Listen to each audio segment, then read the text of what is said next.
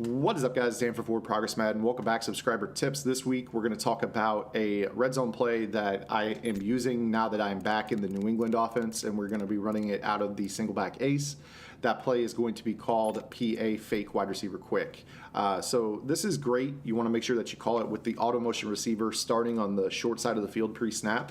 We're going to go ahead and break it down to you versus, let's say, your traditional.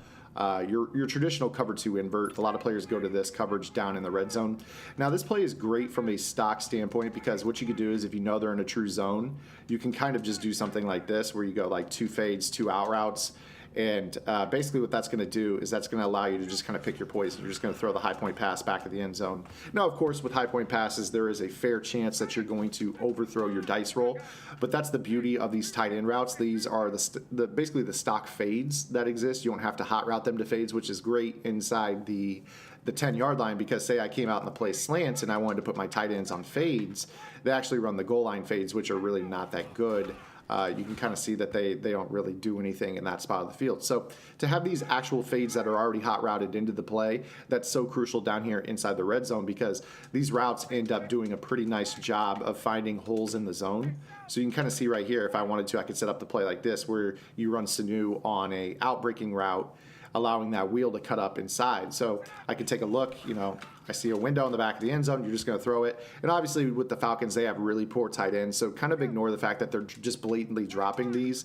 That's because Logan Paulson and Austin Hooper obviously aren't Gronkowski, Kelsey, Tony G, Sharp, Kellen Winslow. They're not that type of player that you're going to have success with on this route.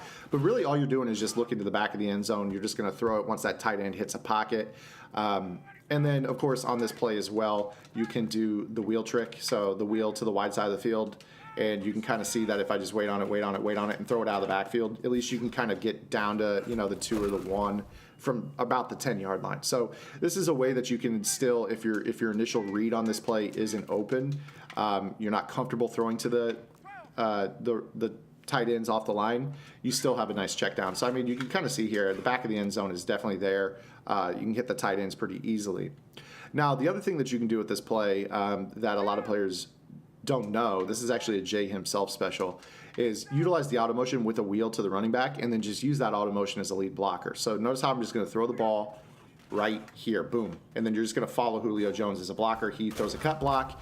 And, with a little bit of stick, maybe a little bit of luck, maybe they're user lurking on the inside linebacker. They aren't really looking for that wheel to the running back. You might be able to, just use Julio. He picks up the only block out there in the flat, and then boom, you're talking a walk-in touchdown. You can see right here that it's still going to be a nice little check down that can get you, second down and goal from the 1 or the 2.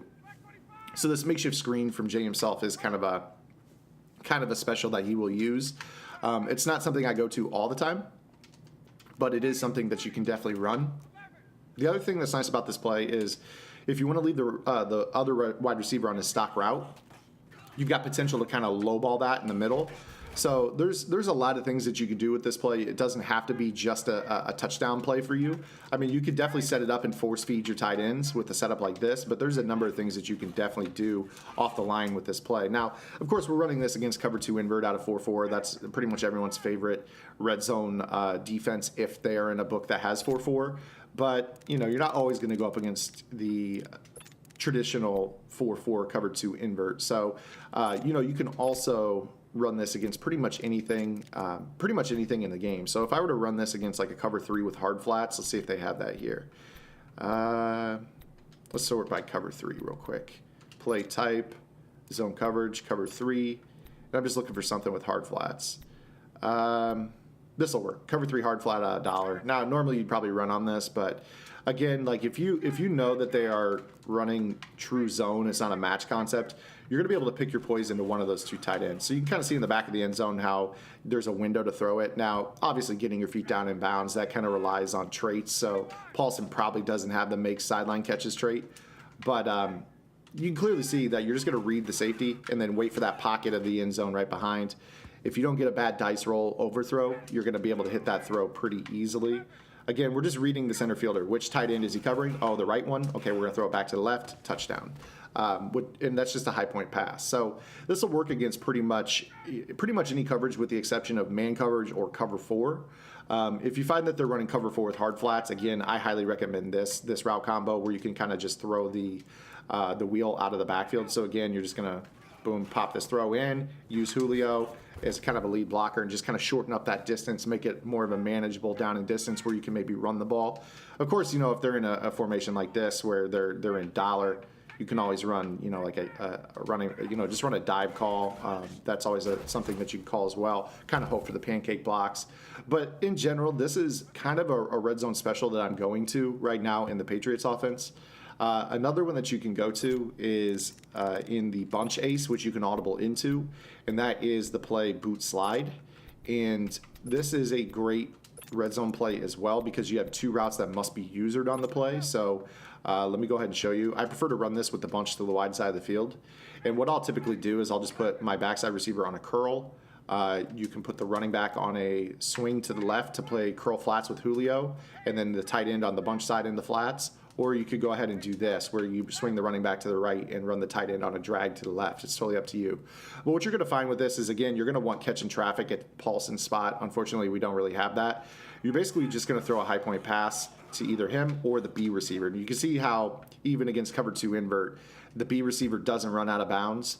And if you're facing a cover 2 defense, this is really going to struggle in general. This actually beats cover 4 as well. So if you find that the wide receiver quick play isn't working, you can audible into this, and this will beat cover 4.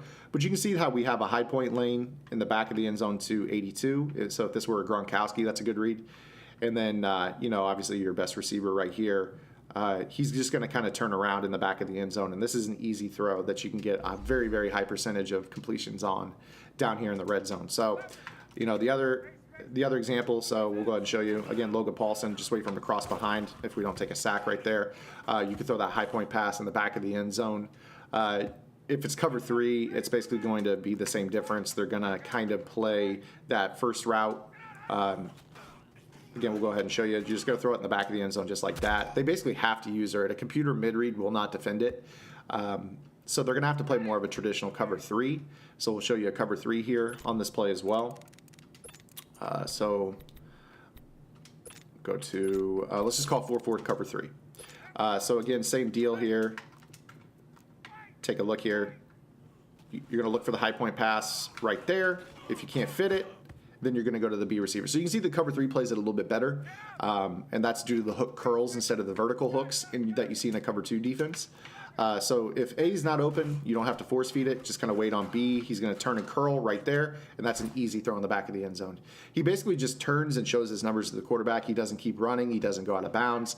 So that's the beauty of this play, is that you really have that one high point pass to Paulson immediately. They're going to cover that. Most players will. And if not, then you're just going to throw that high point curl in the back of the end zone to the B receiver. So hopefully this was enough red zone for you guys for this sub tip. I apologize for not getting these out on Saturday. I'm in the middle of 9 weeks of traveling. I'm going down to Huntsville, Alabama. For those that don't know, I live in central Illinois. So basically taking 36 flights over the 9-week stretch. I'm starting week 2 this week. So my Thursdays and Fridays are super jammed. And then Saturday, I'll just be honest, I fell asleep. I slept for like 17 and a half hours on Saturday and didn't get around to doing the sub tips. So that's 100% on me. I apologize. Wanted to make sure I gave you a double dose of red zone tips as kind of an apology to you guys. So if you have any questions, feel free to reach out. Hope you guys enjoyed the video. I'll see you guys this Saturday with the next sub tip. Until then, get in the lab and good luck.